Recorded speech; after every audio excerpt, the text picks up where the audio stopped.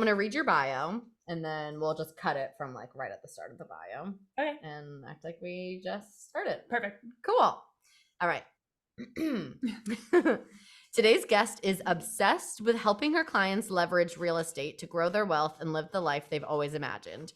With a bachelor's from Holy Cross in accounting and an eye for the numbers, a personable and friendly approach, and a lightning fast response time, she is all about making your real estate journey an enjoyable experience. She loves working with first-time buyers and seasoned investors alike, having been in both scenarios herself in the last few years. But don't let her grit fool you. She is as approachable as they come. She'll make you feel like you're chatting with a long-lost friend, which you'll see today, and she'll go above and beyond to make sure you're over the moon with your real estate experience from first chat to closing day.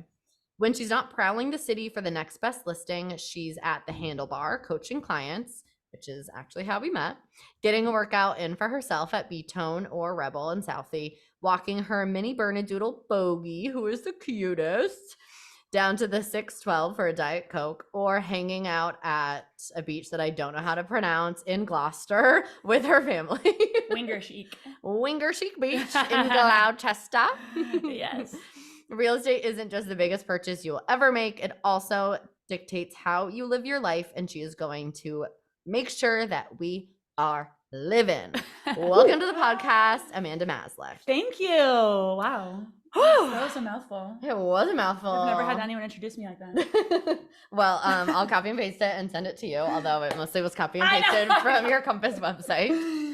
But welcome. Thank How you. are we doing today? I'm good. I actually taught at Handlebar this morning. Love it. We miss you at the HB, Oh, but I miss you guys too. then I had a little rental showing in the South End, and now I'm here. She's booked and busy today. Yeah. She's booked. I kind of love that lifestyle, like bopping around. It reminds me of like when I was in college and I would like have like something fun every like hour and it was different and everything. I'm like, I want to do that again. That sounds like fun.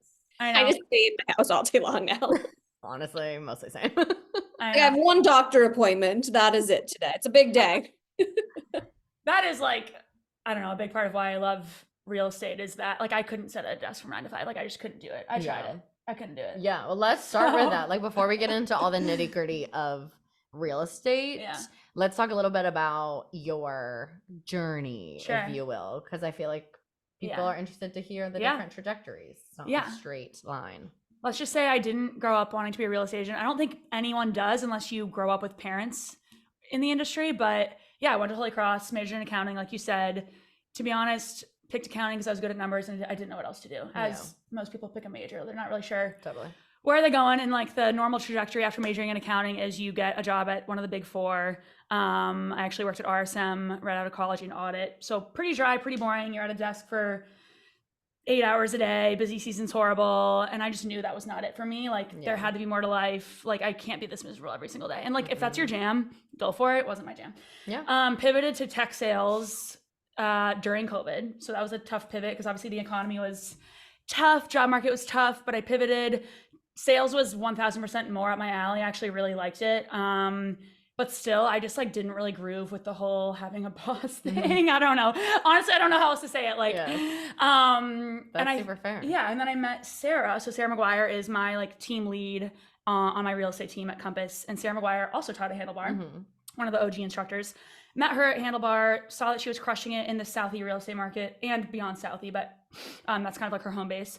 And I was like, holy shit! Like, I think I want to do that. Like, it has all the best parts of sales, but more freedom, more autonomy, like you just said, like you're bopping around all day, uncapped earning potential basically if you're putting in the work, but it's also a huge risk. I mean, like a lot of people aren't able to like self-motivate and like make their own schedule and make sure they're staying on it, so like it's a give and a take, right? Like it is a big risk, but it is also big upside if you're willing to put in the work basically. So I basically reached out to Sarah and I was like, hey, I'd love to get into real estate. I'll do your grunt work, I'll do your paperwork, like I just want to get it on the ground floor. Joined her team, got my license, and pretty much hit the ground running. Yeah. And just started slinging rentals in Southie and doing what I could to get off the ground. And then I ended up quitting my job like 3 months after I got my license. Love it. Yeah. How long was the process between like when you first reached out to Sarah and when you like quit your job or like got your license? Yeah. That's a really good question. I vividly remember I emailed her like January 4th, like right into the new year. I was like, hey, you probably don't know who I am from Handlebar, because I was just like a little baby. And then we sat down like literally that week at Cafe Nero in Southie, classic. And she was like, okay, like I think I want to bring someone on. Like she was just at the point where she was about to grow a team. Yeah. And so it was like nerve-wracking for her too. Like she didn't know. Yeah, like it was good timing, but like she also didn't know if she was ready to build a team. Like there, and we can go into that whole how does a team work. But anyways, then a month later, I like followed up and she was like, hey, like work on getting your license. I'm not sure if I'm ready to bring someone on, but you can definitely start doing my paperwork. And she would just like pay me a flat rate per transaction just to do the paperwork. And then got my license in May, end of May, like Memorial Day weekend. And then immediately started doing rentals all summer while working my full-time job, just like barely hanging on doing both. I remember having like a mental breakdown around July 4th and like crying and be like, I cannot sustain this. So like something has to give. And then quit my job first week of August. I love it. So from reaching out to Sarah to quitting my job, 8 months, 7 months. Yeah. And like, I feel like that kind of hits right in the middle ground where it's not that instant gratification of like, I'm wanting to do this and I'm instantly able to just give everything up and like you're in it. Like it takes time of building and learning and struggling a little bit in that busyness of like, how do I balance both? But then I think it also takes a little bit of risk too of like, this is not guaranteed, but I have to make the space to give it effort. Exactly. And that I think can be the scariest part. And I think a lot of people get stuck in that working a 9 to 5, trying to get their business off the ground. And they get stuck in that in between of they're not quite ready to quit their job, but you can't give real estate what it needs. And you can't give your clients what they need if you're at a desk from 9 to 5 and you're only giving it weekends and nights. So it's never fully going to get off the ground if you don't make that leap. And I think a lot of people get stuck in that limbo and it never takes off because they don't quit their job. Yeah. And that's why you have a lot of part-time agents. And we can get into that. But there are so many part-time agents. So many. So many. It's wild. I feel like it's like everyone's side hustle, but like you're saying, if you just commit to like making it your thing, there's so much potential in it. Right.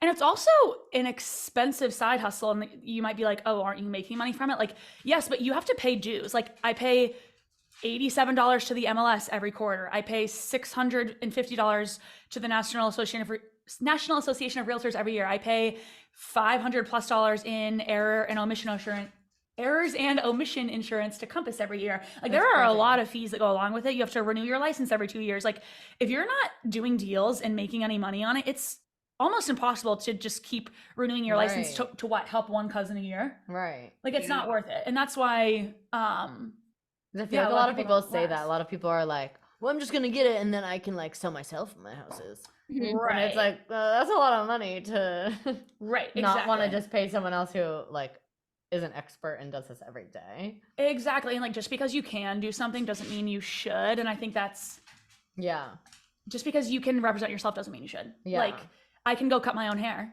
Doesn't mean I should. Like PSA, don't cut your own bangs. And like sure, you're saving that buyer's agent commission by representing yourself, but at the end of the day, it's monopoly money. Once you're already spending all that, it's like, you want 10,000? You got it. Yeah, right. And also, what if that buyer agent like alerted you to something like wrong with the house and like could have saved you heartache 6 months down the line? Like you don't know. Yeah. You know what I'm saying? Like it's opportunity cost is what I'm trying to say. Well, I feel like that's a perfect segue into you kind of telling us like what a real estate agent actually does. Like you don't just sell houses. There's a lot of steps along the way. Like what are the things that you're doing for your clients? Like what's the value that you bring? Yeah, totally. Besides your good looks and charm. So I spend a lot of time on TikTok and I feel like listen, everyone loves to hate real estate agents. I don't know what it is. It's like a thing. They think we don't do anything and we just make money in our sleep, and it's all because of selling sunset. Yeah, exactly. Like showing up at the basketball as a purse, wearing just a bra and a thong. Like exactly. It's actually Christine Quinn's fault. So I'm here to defend her. No, I'm just kidding. Yeah, bring her back, by the way. We want Christine Quinn. I love to hate you. I love to hate you. We need her back on the cast. I didn't even watch this last season. Me neither. I was like, I can't. So bored. I'm bored. Okay, so I think even just the term selling houses is like a misnomer. Like it doesn't describe what we do, and I think it makes us sound like used car salesmen. And like so Amanda, obviously you bought a house with me. Yes. Like when we were touring things, I wasn't putting like the hard sell on you to put an offer on. You know, No. like it's not what I'm trying to say is like, it's not my job to convince you that you like a house. Like you're either going to like it or you're not.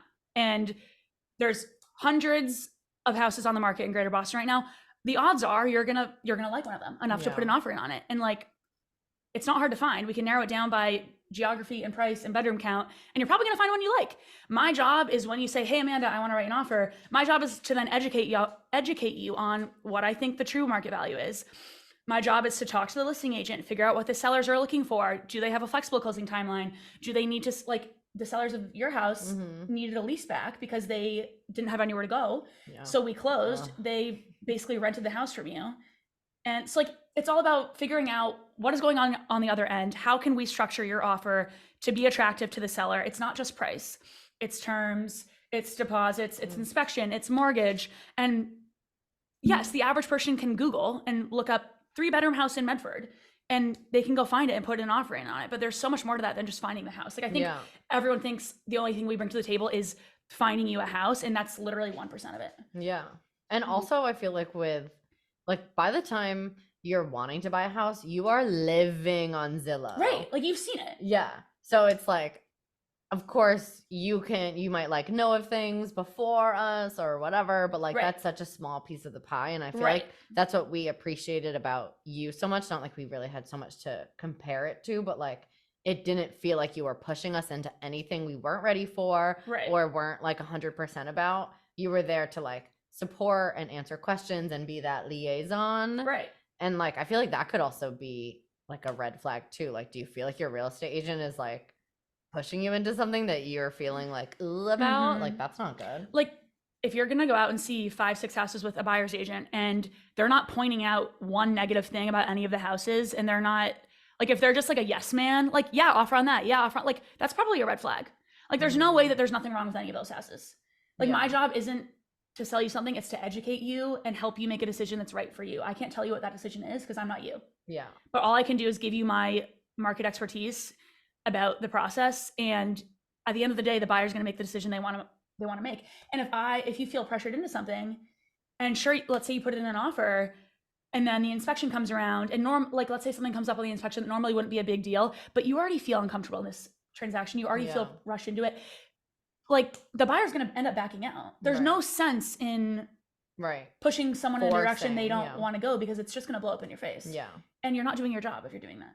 100%. So I think we need to get away from this verbiage of we sell houses. No, we educate you on the housing market and how to get from start to finish. The decisions along the way are yours to make. Yeah. Does that make sense? Yeah, absolutely. Yeah. I love that. Okay, I feel like another big thing that we're hearing all the time right now is like, I'm waiting for the bubble to burst and I'm waiting for interest rates to go down. Yeah. And I feel like you definitely have a lot of insight on this as to like, when is a good time to buy? Like, should you be waiting or should you be jumping on it? And like for us, I feel like we're feeling slightly hesitant because you hear all the things from all sides, like, well, if you just wait, the bubble's gonna burst. Oh, interest rates could go down. And we're like, this is so much money that we're about to spend. And it does not look like interest rates were going down at the time. So I'm so glad that we jumped when we did, even though it was scary. Like, it definitely was the right decision. Because, okay, so can I ask you, what's your interest rate? I forget what you locked in at. I can't remember the ballpark. Exact, like 5, maybe 5.5. Yeah. Okay. That sounds about right. Because you guys closed October of 2022. Yeah. Okay. So interest rates right now are hovering at like 6.5. Yeah. So are you glad you didn't wait? I mean, yeah, absolutely. But also, and like the house is already like appreciated value. Exactly. Like, and that's the big part I think people are missing. They're so hung up on the interest rate. They're not looking long term and zooming out and seeing that like the whole point of the housing market, similar to the stock market, is over time, it will go up. There will be peaks and values, but it will go up. And you can either get on the elevator now and ride it to the top, or you can wait for interest rates to go down. Who knows if they'll go down? I don't know. If anyone claims to have a crystal ball, if any agent comes to you and says they're definitely going to go down, they're lying. They don't know. I'm not going to pretend to know. Yeah. They might go up and you'll be glad you locked in now. They might go down and you can refinance. Like, but interest rates are not going to affect your long-term financial picture as much as the purchase price. Yeah, totally. Purchase price is permanent. You can't change that. Yeah. And I feel like especially in this particular area where it's like it's growing and it's getting more and more expensive, like we definitely saw the value in like we're 10, 15, 20 minutes from the city, depending on the time of day where you're going. So like the value is going to stay there. The T was expanding out to Medford. Right. So I feel like maybe a unique experience in that, but I feel like anything Greater Boston and beyond right now could be a really good Exactly. And like, I'm not going to pretend to be an expert on any market other than Greater Boston. I do believe in the strength of the housing market generally nationwide, but I'm not going to pretend to speak to that. But the market in Boston is more or less bulletproof. I mean, not like, again, there are going to be peaks and valleys. I'm not going to tell you that it's going to be always up, but like, this is a long-term asset. And I think people forget about that. Hopefully you're not planning to sell in a year or 2 years. Hopefully you're holding on to it for 5+ years. And that's another thing, like the whole, back to the debate of should we wait for rates to come down? You should be asking yourself 2 questions when you're about to make a purchase. Can I afford this from a down payment and monthly payment perspective?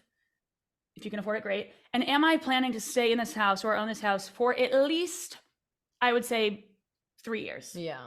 If the answer to both of those is yes, it's probably a good investment in a market like Boston. You're probably guaranteed to appreciate a significant chunk in 3 years. Now, listen, if you go in and you blindly overpay for something, like I can't speak to like individual scenarios. Like if your agent is telling you to make about, like if someone overprices a home and your agent's like, yeah, that's a great price, pay it. Like I can't, like you probably overpaid and you're probably not gonna make money in 3 years, but like that's an individual scenario. Right. Work with an agent who knows the market, make sure you're not overpaying. Right. And I think overpaying is another word that's getting thrown out way too much lately. Everything's relative, right? Just because you're paying over asking doesn't mean you're overpaying. Oh, if you're looking at the comps in the neighborhood and you're generally in line with those, you are not overpaying. And I think a lot of people forget that like the listing price is one agent's opinion of price. One agent and a seller. So it could be really low. It could be really high. It could be just right. Right. Just because you're paying over asking price doesn't mean you're overpaying, if that makes sense. No, that totally The first condo sense. me and Nate bought, I think it was listed at $589 and we ended up paying $655. And I don't think we overpaid. Yeah. I think it makes sense if you look at what else is sold in the neighborhood. Right. Especially Southie. Right. Yeah. So I think people put way too much weight in one agent's opinion that ends up being the list price. Does that make sense? Right. Yeah. It's not the end all be all. Right. And I feel like putting it and like humanizing it like that. Right. And the opposite way too, just because let's say a house is on the market for $1 million and it's been sitting for 90 days and they haven't done a price drop. I have buyers come to me and be like, oh, well, should we wait for the price to drop before we try to negotiate off the $1 million? And I'm like, no, go in and put in a lower offer. Go offer $950. Go offer $925. Like someone needs to start the conversation. Yeah. People don't list houses to list houses. They list them to sell them. Yeah. So I think we did that. Right. It was sitting. It was sitting for and we went in significantly under ask. Yeah. I think they had dropped it once or twice and it was probably sitting at like 680 something. And we went in at like 630 and ended up something like that. Negotiating. Yeah. Feel free to edit this out if you don't want to know how much your house costs. We paid $650 for it. I lied to my parents and said we paid $600 for it, which Mark was like, they literally are just gonna look it up on Zillow. You're an idiot. And I'm like, I am a people pleaser. I don't know how to disappoint anyone. Not that I'm disappointing anyone. Like this is a great house, and it was a right price for it. But they don't know Boston, and they're here's the boomers. We'll say that. What? Yeah. It scares the boomers when you talk big numbers. It does, because for them, they've been able to make decisions where they're buying houses at like, I'm buying it out in cash. I'm like, oh, we don't do that around here. Right. Like that's literally impossible. Like their generation is lucky where they were able to buy houses and work really hard to do so, but where it's realistic for them to pay that down in like a more reasonable time frame. Like it's not just like, you're making your payments and we're riding this train because it's worth it, but it's a whole different mindset generation to generation. Totally. And I think a lot of people get stuck up on, well, it wasn't this hard for our parents, but like, it's a whole different world. We could talk about it until we're blue in the face, but that's not going to change the situation. Like either you get it now or 10 years down the line, you're going to be like, damn, prices in 2024 are so good compared to now in 2034. Like it's a cycle that repeats itself. Yeah. Our parents probably said the same thing about their parents. And I think people forget that. Prices go up. They continue to go up. Wages go up, not as quickly as we would like them to go up. But I know. Like the gap is really big there for sure. But what are some things that you would say to people who are feeling really discouraged by the market, and like things that they can be doing to like prepare themselves? I mean, that's such a loaded question. Yeah, that's definitely a loaded question. And like, again, I can't speak to like people's personal like financial situations, but I think a lot of people are hung up on, because it is such a big purchase, it is the biggest purchase you'll ever make. They have their eyes on like this perfect dream house. And like, listen, I think really realistic anymore. It's not realistic. And there's nothing wrong with using your starter home to get into your future home. And maybe you have 3 stops along the way. Yeah. So I think of it as like taking your starter home as an elevator to your forever home, because you're going to build equity in that starter home. Maybe it's not shiny and new and gorgeous. Like you did some DIYs to this house. Absolutely. I mean, no one wants to spend their weekends doing DIYs and besides Mark. Right. Some people do. Some people do. But you're building equity. You're getting into the market now. And then 5, 6, 7 years down the line, I'm pretty sure like the average tenure in a home is like 7 years in America. Right. You're gonna build a significant amount of equity in 7 years. In the greater Boston real estate market, we see average appreciation year over year, 4 to 5%. That's significant. On a $500 home, 5% is $25,000 a year in equity that you are getting for free just by owning your house. So 7 years down the line, you've gained what? $150,000 right in equity? I feel like it's sorry. No, sorry. Go ahead. No, I was just going to say, I feel like especially our generation, because of TikTok and Pinterest and all of the things, we get so caught up. Or even like watching like aesthetic homes. HGTV shows where it's like, I'm a painter and a dog lover. Our price range is $4 million. Literally. And let's also, I think people who are like feeling down on themselves, they're like, holy shit, this kid I went to high school with just bought XYZ house. How the fuck are they affording that? Can I cuss on this? Yeah, absolutely. Okay. A lot of people are having help from their parents, and I don't know if that's going to make the people out there feel worse or better, but like, don't compare. Not everyone's doing it themselves. Let's just say it that way. Totally. And like, that's what I have to say about that. I think that's real. It's so much comparison and wanting to have and there's nothing wrong with that. There's nothing wrong with getting help from your parents. And I think every parent would want their kid to have a leg up in any way they could if they can give it to them. Right. If you but have don't that go off. The comparison game will drive you crazy, because I think no one is posting their Instagram, just got the keys to our first house. Thanks, mom and dad, for the down payment. Like no one's posting that. Okay. Right. And that's the reality for a lot of people. And if that's not your reality, that's fine.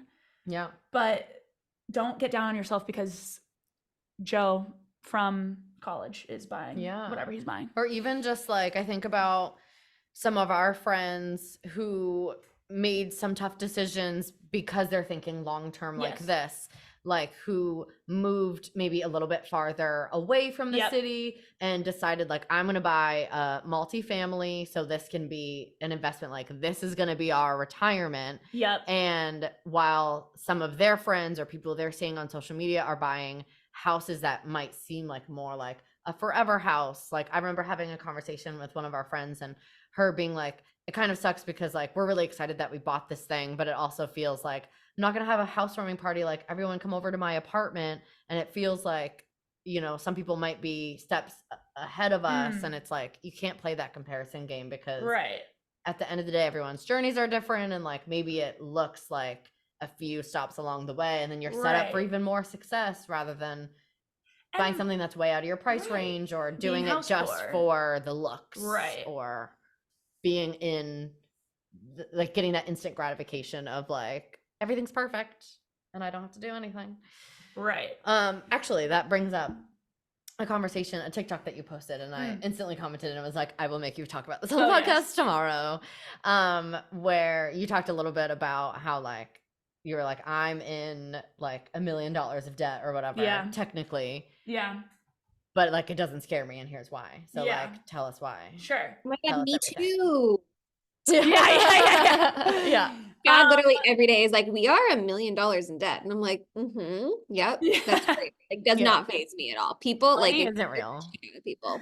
My friend from college stitched that, and it was like me at the beginning saying like, I'm $1.2 million in debt, and she stitched it. It was like, ooh, I love this game. My turn. Like, I'm in $150,000 in debt from grad school. Who's next? And I was like, oh my god. Pass the phone. Yeah. So I think people don't realize the leverage of mortgage debt, and I'm not knocking the stock market. I think, and we're getting really into the nitty gritty of investments here, so I'll try to keep it surface level. I invest in the stock market too. You should have a retirement account. You should be like diversifying. And the stock market, pulls 8 to 10% a year on average. And you're probably thinking, Amanda, didn't you just say that the greater Boston real estate market's appreciating 4 to 5% a year on average? That's only half as much. Okay, but hear me out. When me and Nate bought our condo 3 years ago, almost 3 years ago now. Wow, time flies. We bought it for about $650. We put 10% down. That's $65,000. Just by putting $65,000 into that condo, I now have a $650,000 asset that is going to appreciate at 5%. Does that make sense? Mm-hmm. So I'm gaining not 5% of 65, what I put down. I'm gaining 5% of $650 a year. Does that make sense? Like, that's the leverage we're talking about. You're not putting $650,000 into it. It's basically using the bank's money to grow your own wealth. And you're probably saying, wow, that sounds too good to be true. It's not. It's real estate. That's how it works. And I think it's daunting because holy shit, you're spending $650,000, and isn't it just easier for me to throw $200 in my Roth IRA every month? You should be doing that. I'm not telling you not to do that. Absolutely be putting money in your retirement account. But I think it's not as complicated as people try to make it out to be. It's not rocket science. Yeah. You buy and you hold and you don't sell.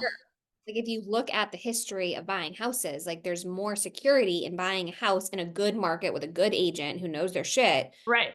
And you making money than you putting it in to maybe not a retirement account. Again, I agree. We should all be doing that. Am I? I don't know. But an investment account, like, I would rather buy my investment property than I'd rather put $40,000 down on my investment property than put $40,000 in a stock market where that is like all the frig over the place.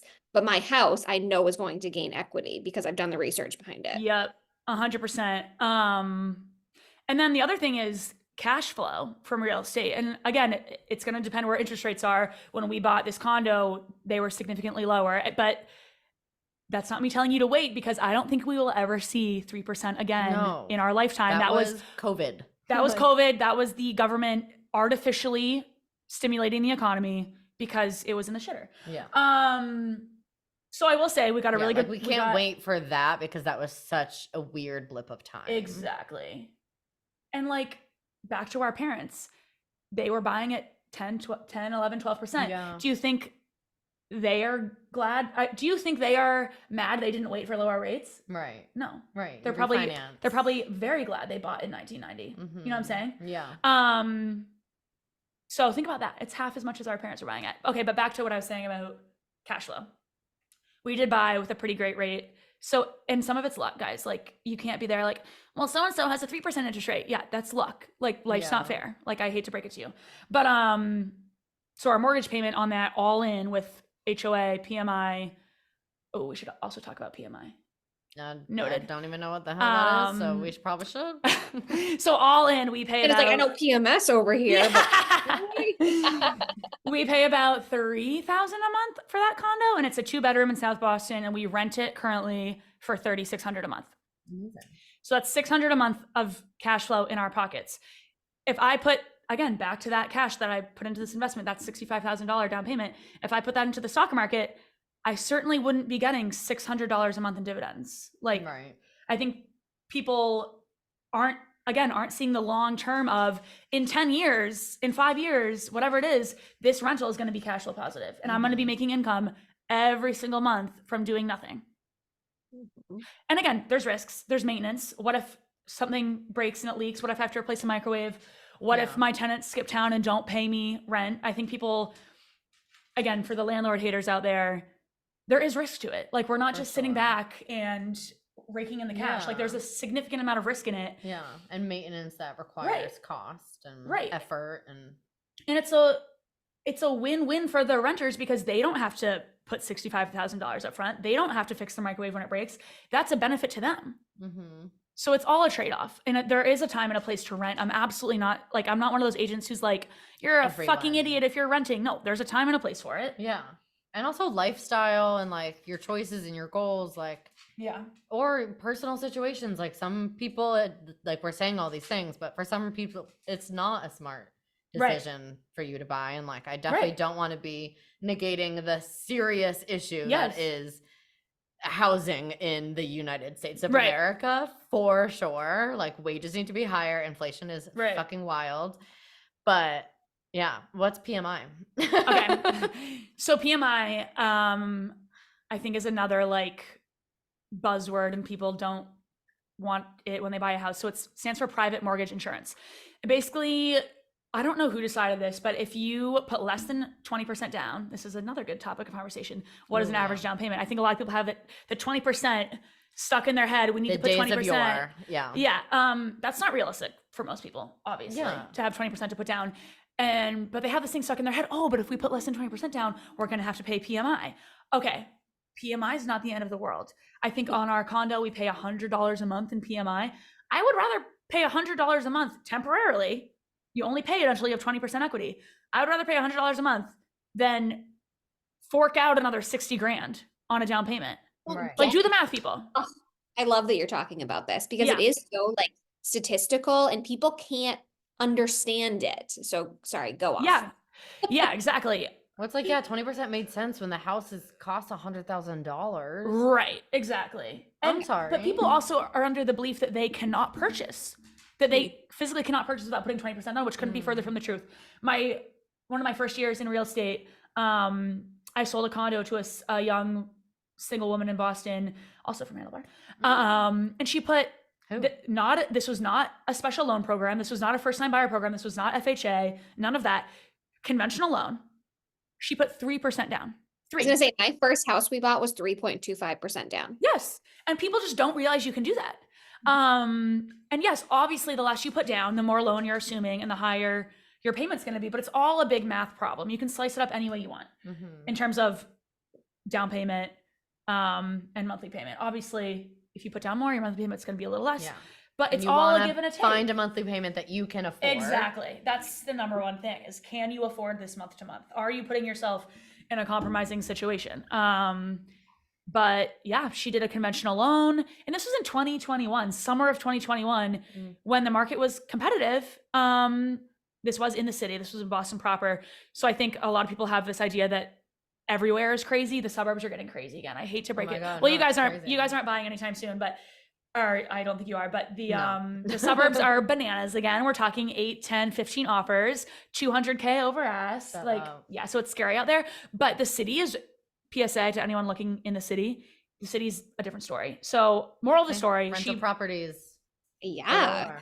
You charge a lot of rent in the city. Yeah. Rent is not okay. It's not safe out there. Rent in Boston has gone up significantly, 25 to 30% since I moved into the city in 2019. Okay, that's like my first apartment, again, she probably could have been charging us a little bit more, but she was a 2-bed in Southie with a garage parking spot. Luxury for $2,700. Wow. And today that would rent for like $35. Yeah. And this was 4 years ago. Yeah. So it's not safe out there, folks, if you're wondering. I need to buy a property in the city that I would never come in because I'm scared of the city, but I'm scared of the city. What are the other things that some people might not know about? Like you just said a lot of words that I can't repeat because I don't remember what they were, but like the first time homeowners loans, some of the opportunities in Boston, like the grant opportunities and stuff that people don't know about. Yeah. So there's actually a program right now, and one of my teammates' buyers just took advantage of this. You have to buy, it's only applicable if you're buying in the city of Boston, and you have to there's certain income requirements, but they're actually pretty generous. I think for a single person, for a 1-person household, you can make up to like 140 a year. Wow. Like that's not chump change. So, like most people will qualify for this. It's not like you have to be making 60 grand, whatever. It's $35,000 or up to 5% of the purchase price, I believe, whichever is less. So it's literally free money. This is not a loan. You do not pay this back. It is free money that the city of Boston is handing first-time home buyers. That's amazing.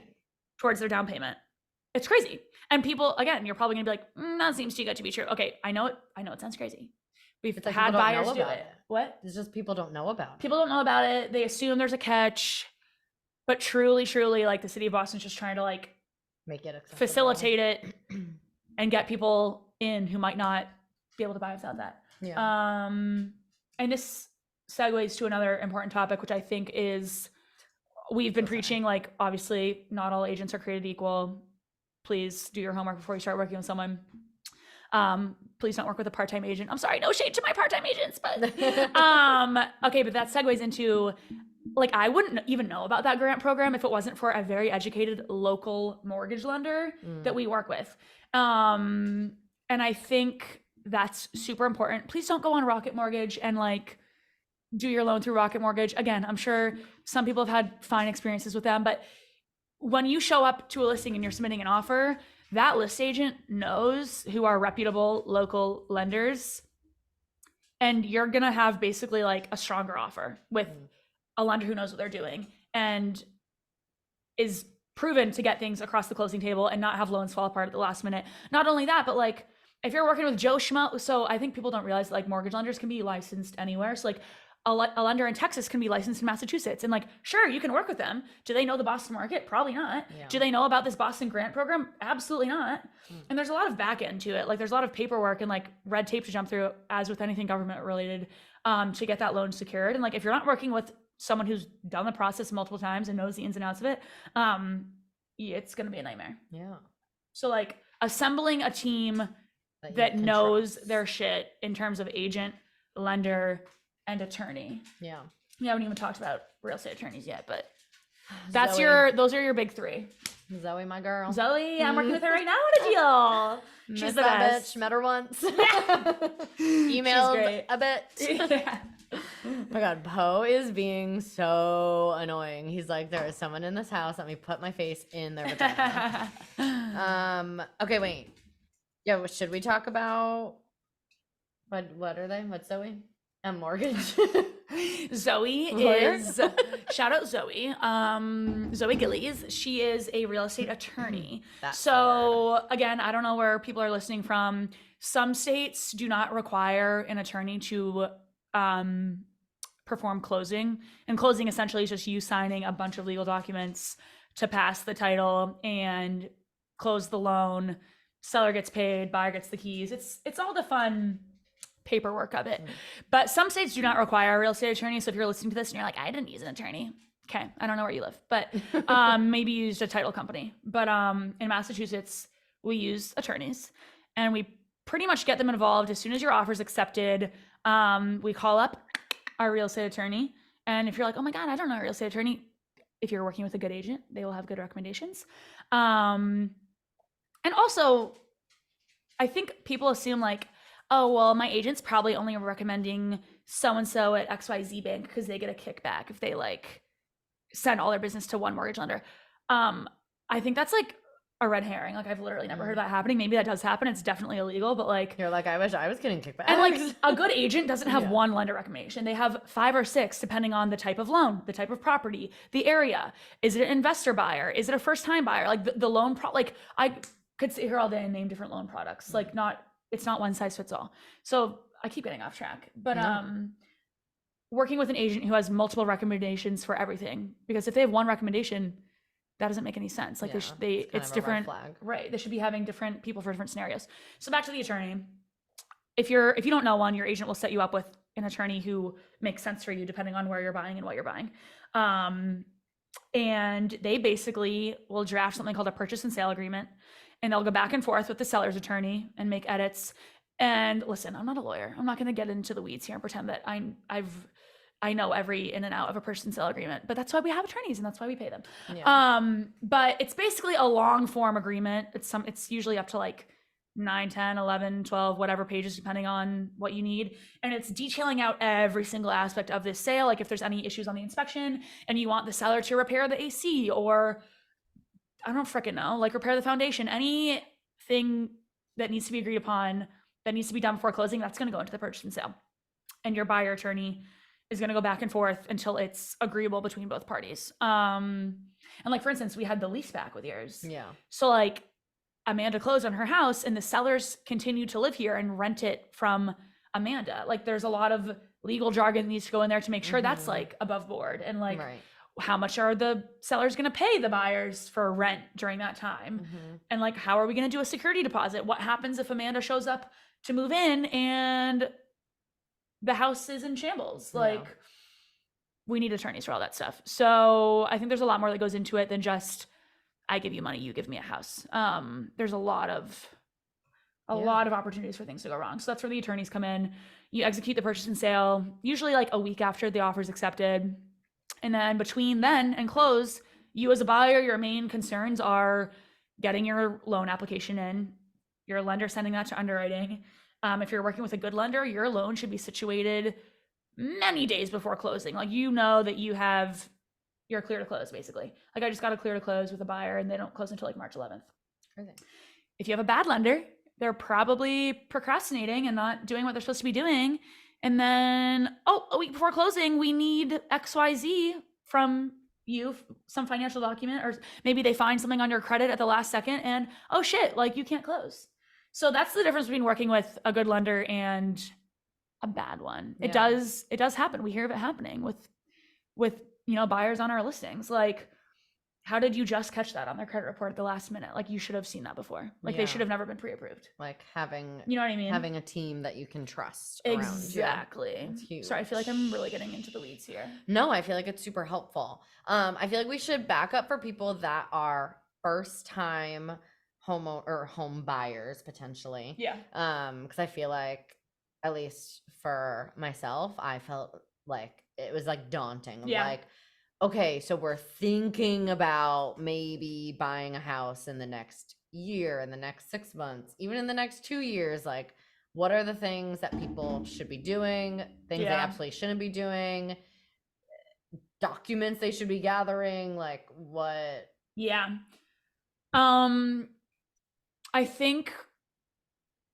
I think there's not like a ton you can do, but like 2, 3, 4 years out, other than the obvious. Yeah. Start saving money. But you're like, Amanda, how much? Or like getting your credit in order. You need healthy credit. Not to say you can't get a loan with a score in the 600s, maybe high 500s. You absolutely can. Again, like that's where we would tap in a loan program, maybe like an FHA, where a little bit more lenient standards. But getting your credit in order, what most lenders are looking at with your pre-approval is your debt to income ratio.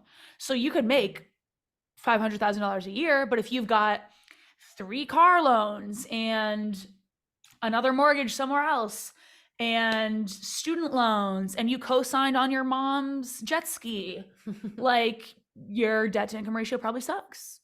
And it's actually funny because I think people assume like, and I'm pivoting back to credit score here, which is separate, but people like, I hear from every lender I've ever worked with, like rich people have like the worst credit scores because they don't give a fuck. They don't pay their bills on time. They can, the more you make, the more you spend too. Yeah. The more you make, the more you spend. Lifestyle creep for sure. But it's just interesting. Like, you would never know on the outside what someone's financial situation is. So that's just funny to me that people making the most money have the worst credit scores. So debt to income ratio is a big one. And then, but don't let me saying that scare you, because I have a lot of clients come to me like, I think I want to think about buying, but I have student debt. That's fine. Yeah, I feel like the student debt is a big. That's good to have some debt. It's good to have some debt because it's growing your credit history. And like, listen, unless you've defaulted on your student loans, it's fine. Keep throwing whatever the monthly payment is at it. That's not tanking.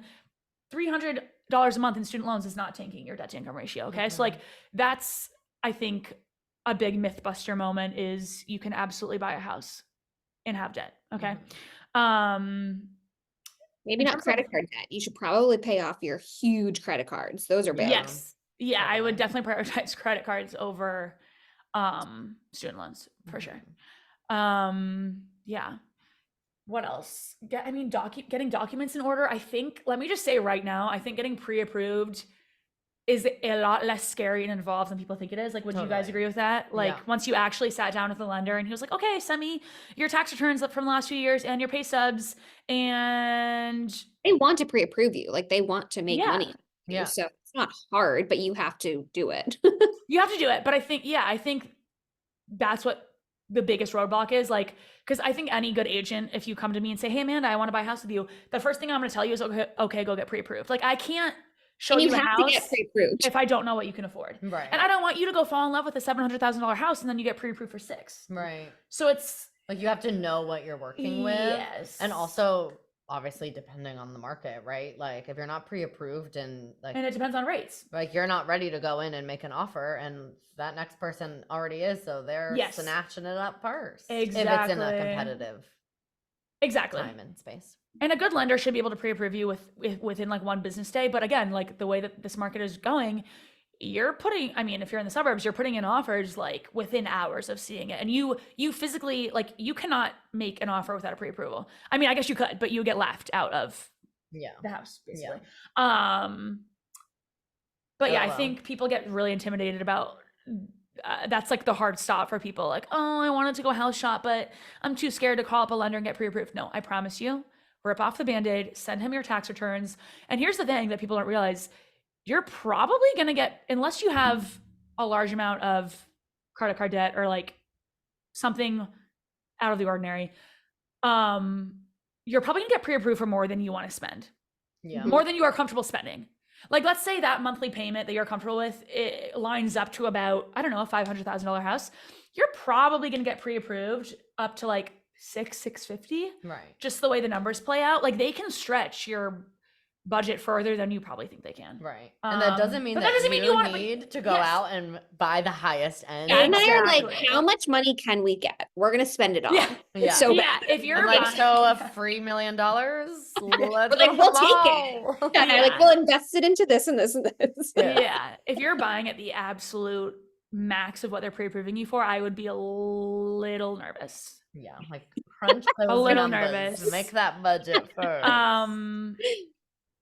But don't be scared. Just go do it. Yeah. I'll hold your hand. Rip off the band. Yeah. Yeah.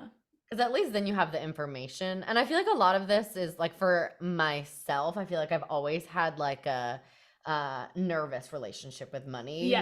Especially like, I moved to Boston right out of college. I worked these shit jobs that paid me literally nothing. Was like overdrafting my debit card all the time, and that just built up such a negative relationship with money, where it made it so I always wanted to avoid my bank accounts. Yes. But once you face it head on, which you've talked about on different financial episodes, it just, you know what you're working with, and you can just make sound decisions. Yep. And maybe, like you said, you don't know until you know. Yeah. Maybe I don't think it's going to be way worse than you think it's going to be, but maybe it is. And at least you know, and you can then have a lender walk you through steps of if you get rid of this debt, if you pay this down, if you they will be able to walk you through repairing your credit and your denting them if you need that. But you can't get on that road. What if it's a 2-year road to repair it? You can't get on that road until you know. Yeah. You know what I mean? Totally. And I know it's scary, but it is. The sooner the better. It totally is. And I feel like we hear so much noise from all sides, from the boomers telling us that it's because we're eating avocado toast, literally, and going to Starbucks, or why don't you own anything, when they bought their house for $5,000 and a carton of eggs, and now we're just handing off our firstborns, literally, we're anything undeveloped limbs to break into this market. Literally. Okay, one more question, and I feel like it might be tough to answer because it definitely will speak to people's personal financial situations, but okay. What are some of your thoughts when you hear that people are okay, I thought this was going to be our starter home, but now interest rates are so high, rates are so high, that I feel like I need to just be putting more money into this house. We need to stay here and just make more improvements, expand it, instead of selling and buying something else. Or I'm thinking. I know. It's such a personal. So I see all these memes that are guess I'm stuck in my starter house because we have a 2.8% interest rate and we can't like interest rates are now double that. So if you're in your starter home for 2.8%, and obviously when most people upsize, they are doing just that. They're upsizing. So they're buying something more expensive, unless you're an empty nester and you're downsizing, but most people are looking to upsize. So you're getting a more expensive house for twice the interest rate. Odds are that's going to put your monthly budget right over the edge. But the alternative was what? Buying your current starter house at 6%? Like, wouldn't you rather, like, you didn't do any, like, what I'm trying to say is, like, you didn't do anything wrong by buying your starter house at 2.8. Right. Isn't that better than sitting in a starter house with 6%? Yeah. The thing is, every time interest rates go up, they bring people's buying power down. Right. But the reality is, maybe you wouldn't have bought at all if rates hadn't been at 2.8. Right. So it helped you break in. Exactly. So yeah, I guess you didn't make a mistake. It's just it's a harder pill to swallow. More house is more money, and now it's more expensive to borrow. So I don't. Yeah. I mean, I don't think I necessarily have advice other than, again, there's nothing wrong with not having the aesthetic white picket fence, 4-bed, 3-bath in the suburbs. Like, and we haven't even talked about condo versus single family yet, but like, we live in Greater Boston. There's a lot of condos. I personally love a condo. Less maintenance, less liability. You pay your condo fee, and not to say that things can't go wrong, because they can, but less yard work, whatever, stuff like that. There's nothing wrong with living in a condo until you're God knows how old, like whatever. Right. And the longer you stay there, the more equity you build. You take that equity and you use it for your next down payment. So maybe your starter home isn't 5 years, maybe it's 10 years. And there's nothing wrong with that. Yeah. And choosing what works for you and your lifestyle. It's so easy to just think of like, we are checking the boxes and we're doing all of the steps that was the only roadmap for us growing up. Yeah. Where like a lot of people are choosing not to have kids. Right. So maybe you don't need that like, we are giant not our house parents in the burbs. Or maybe you're having kids later, or you're only having one. So like, I know a lot of, or like a handful of moms who thought they would move out of their condos in the South End because they were having kids and they love the community that they've built with the moms. And they're actually like, this is enough space for us and we're building a really nice life here. So maybe we'll do it later than we thought. 100%. So 100%. Personal. Yeah. There's no one timeline. And like, listen, our parents, I mean, my parents didn't have kids young. My parents are old, but most people's parents were having kids at 27, 28 and already had the suburb house. Like, that's just not us. And there's also nothing wrong if you want that. Like, it's choose your own adventure. You know what I mean? And prioritizing what's your priority. Right. Prioritizing, I think, is a good way to put it. Yeah. Like, life is expensive. Totally. Most people can't get every single thing they want. Most people are going to have to compromise in some area. And if your compromise is staying in your starter home a few years longer, I think you're doing better than most people. Let's just put it like that. Yeah. Totally. Yeah. I'm just adding to our rapid fire as you're talking, by the way. I'm excited. Should we do rapid fire? Okay. Yeah. Okay. Oh, rapid fire. Oh, I like this. Okay. Caitlin or Amanda, go.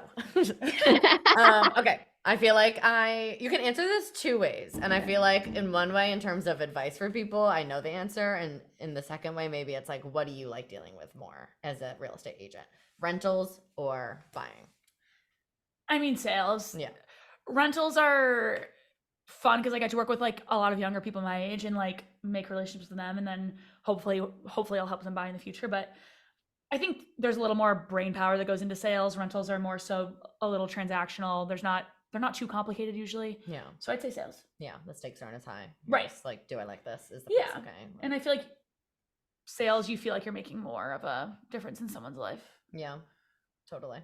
For better or for worse. I'm just kidding. City or suburbs? Ooh, I mean, I gotta say city just because I live in Southie, been in Southie 5 years. Probably not leaving anytime soon, but I love Marblehead, Caitlin. I don't know. You can edit this out if you don't say where you live on the podcast. No, it's all good. Caitlin's address is... Yeah. We never lock my front door because it doesn't lock. So. Me and Nate will probably end up in Marblehead. It's just so beautiful up there. Yeah, it's awesome. Good spot. Beach or lake house? Oh, this is such a toughie because, like you said at the beginning, Nate's family spends a lot of time on Winger Chic, so they're totally beach people. I don't know. I think I gotta say lake. Like, I grew up in North Carolina, and people probably think, oh, isn't that the beach? but I lived 2.5 hours from the coast. So it was all lakes. And I don't know, I love a lake house. It's such a vibe. Yeah. I love a boat. I love a boat. Love a boat. I don't have a boat, but I love a boat. Love a boat. Love a You take yacht. him to my fishing boat. That's like Paddleboard. falling apart. He won't like boats then. Yes. Honestly, though, our 4th of July is on that giant fishing They go boat. off. We would literally like roll out a rug and then bring our beach chairs and just set them up like on the big deck of it, and then like tie out little floaties from. Yeah. It was a vibe. There's nothing better than a redneck yacht club. It was a redneck gonna yacht say, club, it's and nothing it better. was a good ass time. Eating some hot doggies. Yeah, a glizzy. All right. Different from your rental life, spin class or lifting? Ooh, I'm in my lifting era again. Love So it. I think we can all relate to like getting addicted. Well, not all of us, but a lot of people in the spin world. And that's all you do. And I was like in that for 4 years, and that's great. I still teach at Handlebar, but back in my That's a lifting lot. era, teaching at Rebel, come see us on West Broadway and Southie. So fun. But I don't know. I think you need a mix. I think you need a mix You do. because that's healthy. Yeah, absolutely. And there's benefits to both, If obviously. you're doing like 7 spin classes a week, Right. like your cortisol is probably Right. through the roof. Right. And that's why you have hormonal acne. This is also a medical podcast. I'm a doctor. We love some spironolactone. Yes. That's I never relatable. refilled my prescription, so That's so relatable. sucks. Okay. Flips or short-term rentals? Flips or short-term rentals. Ooh, those are both a lot of work in different ways. Yeah. I think people underestimate the amount of work that goes into owning an Airbnb. Not that I own one, but Caitlin knows. oh yeah. You guys own one up in New Hampshire, is that right? Or Yeah. no? Yeah.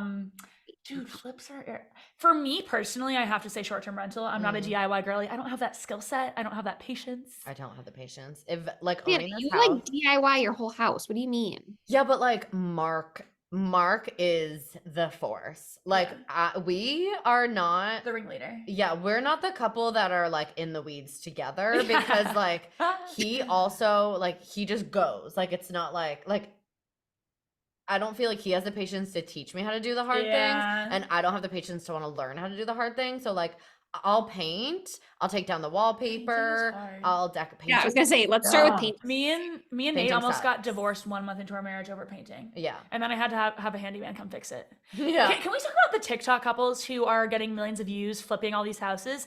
I thought that was gonna be divorced so fast. And it was not. Are you kidding? Yeah, I know. absolutely not. And like I am not someone like What? I am not someone that can deal with like I therapy session. I take on like the emotions of people around me. So like Mark will not won't point any of that bad energy towards me. Like he's not yelling at me or anything. He'll just be like frustrated with the project. I'm like, get me around this. Oh yeah, this is stressful. I'm gonna go watch Love Is Blind. Literally that was yeah, last well, night. like you said, like it's hard to sit there and teach your spouse how to do something that He you're can just do it. that you're not even an expert in. Like, how are these couples doing this? Where are they No. learning how to? I It's all a can't. lie. I can't. I can't. Anywho, oh, I have one before we get to this one. Would you recommend ever people waiving inspection? Okay. No. So I'm never gonna recommend that. I'm never like this is a very good question because in the crazy market that we're in, to be competitive as possible, people are waiving their contingencies. Mainly inspection, people are also waiving mortgage contingency, and you're probably like, what is that? Because we didn't talk about it. But inspection contingency basically is like, hey, we're gonna get a home inspector, a independent third party, to come in and inspect the home, and you're protected in the event that something unexpected comes up. Oh, the roof is failing and it needs to be replaced tomorrow. And they didn't disclose that. You would be able to back out if you had an inspection contingency. Obviously, that is more risk to the seller. So in a very competitive seller's market, buyers are waiving these things to be more competitive. I would never say to you, buyer, you should waive your inspection. Right. I'm going to tell you, yeah, it's going to make you more competitive, but I'm not like, listen, I don't want that liability. No. I don't want to be the reason that you bought something that had 5 surprises down the line and it's going to cost you $100,000 to fix. Right. And if your agent is telling you, yes, you need to waive it, red flag. Yeah. They should be educating you. If you waive it, this is the possibility. If you don't waive it, this is the other possibility. Yeah. And I'm not going to sit here and tell you the buyers aren't doing it because they are. But if you have an agent that is telling you, yes, you absolutely should, and I recommend you do that, red flag. Yeah. I'm never going to recommend that you do that. I'm going to let you make that decision on your own. Right. I feel like the people that are doing that the most, besides like people that are just like going in totally blind, kind of not thinking straight, are people that are planning on like coming in and just absolutely destroying the house and rebuilding or something, because like they don't give a crap about what's wrong with it. And it's all about your risk tolerance, right? Like I tend to have a higher risk tolerance. I actually did waive my inspection on the second purchase we made last summer, but listen, like a lot of people don't have a high risk tolerance. If the seller is, and again, like most listing agents are putting like a disclaimer in the listing that like the information is like accurate to the best of their ability, but like if you ever see buyer and buyer agent to do their own due diligence, they're basically like, yeah, we think this information's accurate, but like it's on you if it's not. Like, no, it's like a buyer beware state or like whatever. Don't quote me on that. But and listen, they could tell you the roof is new, the AC's new, the hot water heater's new. And like, I'm not saying they're lying on purpose, but what if they were wrong about one of those? What if it's, because usually the listing agent is just taking the seller's word for it. Yeah. If the seller tells me the roof is new, the roof is new. I'm not going to climb up there and look at it myself. No, that's not. You know what I mean? Like, I'm not a roofing expert. No. So all to say, it's your own risk tolerance. Yeah. But I'm never going to recommend that you do that. The risk. Personalize your home or keep it sellable. Personalize it. I mean, we've been spending the last hour talking about the housing market as an investment, but at the end of the day, it's your home. Yeah. Most things can be changed. You can always paint. Most things can be changed right back. Unless you're putting something wild in your home, like I can't imagine it's really going to affect the resale that much. But and like, what a sad way to live also, of like like your home should be a reflection of you, and like if you're looking at it as like such a transactional thing, like how do you ever settle in? And I like says the girl who painted her walls green and pink. I love white. I'm like, yeah, yeah. Who does that? Like, totally. And I think it helps you stand out too. Like I'm so over the millennial gray. I'm sure you guys know what I'm talking about. Millennial gray. I cannot see gray anywhere. I'm sad. Sad beige moms. I can't do it. Like the frickin' cheap ass engineered plastic bullshit they're putting on floors that's gray. Jail time, prison time immediately. Like at least get some light oak engineered hardwood that looks real. Like, ew, what is that gray shit? Anyways, personalize it all the way. I'm so sick of the all white kitchens. Don't come for me. There's some white is fine, but like, it looks like a fucking insane asylum. Like, let's get some personality in here. Yeah, like I don't need Kardashian's house that like doesn't have a single tchotchke. Oh my god, that's literally an insane asylum. Yeah, no sharp objects in there. Yeah. No, personalize it all day, every day. Yeah, love it. Okay, choose your character. Favorite real estate, like famous real estate agent. Oh, you don't have options for me. I could try to think of some. Who are they? Okay, Selling Sunset. Let's think about it. There's like $1 million listing. All right, can Christine listing. I like Chriselle. I'm a Chriselle girl. Yeah, I feel like she's a straight shooter. Again, I didn't even watch this most recent season, so I don't think we need to. Don't come for me. But yeah, I just got too engineered. But the drama with Chriselle, and I couldn't even tell you her name. Me neither. On the you know what I'm talking about. Yeah. Chriselle was like, what the fuck? Like Chriselle's just a straight shooter. Like she tells it like it is. She's like, no, I have the receipts, bitch. Like that's not what happened. Yeah. And I also love the trajectory of her just becoming more and more that. Yeah. And like strong in her convictions of like. Yeah. Also, so here for her and G Flip. They're so cute. Love it. G Flip's so hot. Fucking love it. Yeah, same. Love it. Did you see the pictures of them when they like reinvented those like famous? I forget the couple. Yeah, I saw that. So good. I was like, oh my god, yeah. Right? So good looking. Love to see her thriving after like such a little shithead. Yeah, can never watch This Is Us the same. Like you ruined that for me. But now I won't. Yeah, now I won't. Not giving you those residuals. Justin Hartley. Yes. Yeah. Fuck the him. Manny. Fuck him. That's who he plays in This Is Us. Wait, he's a man. He's an actor. No, I know. In This Is Us, and he plays the Manny. It's like that's a funny. sitcom. Cool. Well, hype yourself up. Where can everyone find you? Oh my God. I'm on Instagram just at Amanda Maselek. That's Maselek. I'm like, how do I even spell it? It's We'll my new link last it. name. We'll link it. Yeah, that's the weirdest part about getting married. You can't even Oh. spell your own last name. Okay. Where else? Oh, You gotta TikTok. You have to like think about all the letters. You're like, where Same. are we going? Literally. How many L's? And like sometimes I'll like stutter over it, and the person's probably like, "Are you okay? Yeah, do you like, know your are you name? well?" I'm like, "It's a long story." But TikTok is my new venture. I'm leaning into that hard. Love What even is my handle? it. I think it's at Boston Real Estate Bestie. Boston Real Estate Bestie. Yes, it is at Boston Real Estate Bestie, and I'd love to see you on the talk. You have entertaining content. I appreciate it. Yeah, I'm trying to get consistent. I feel like I took I was on my honeymoon, but I took like 2 weeks off posting. Yeah. Trying to be consistent, the algo. Yeah. As you must. 3 times a day, same thing every day. Is it time to go do this? Too much. It's all too much. Well, you're not too much. You're the best. Thank you for having me. Thanks for coming on. That was That's all fun. she wrote. Bye, guys. Bye, bitches. Oh my God, that was fun. That was great. All right, That was better than I thought it would be. Yay. Great work. I'm gonna hop off because I have to run to a doctor's appointment, but I Okay. will talk with you guys soon. Thanks so much. Bye. Bye. See you later.